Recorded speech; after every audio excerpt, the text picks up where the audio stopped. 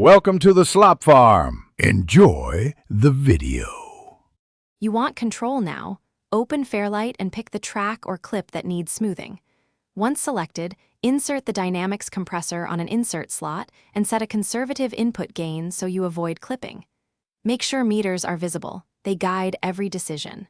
Next, set a moderate threshold so the compressor reacts, then choose a 4:1 ratio as a starting point. Once done, briefly audition loudest sections and note how the level moves before moving to attack and release adjustments. Now you refine the compressor behavior.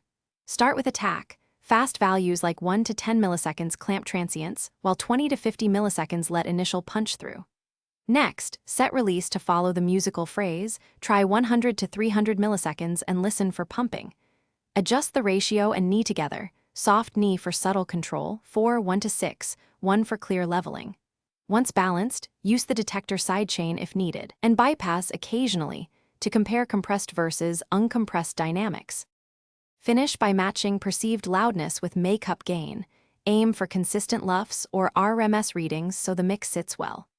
Once done, automate the compressor bypass or gain for scenes that need dynamics restored and print automation on the Fairlight timeline. Make sure to listen in context with other tracks.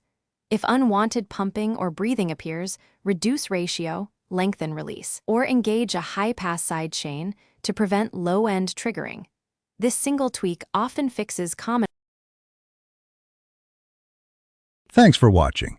Consider subscribing if we helped you today.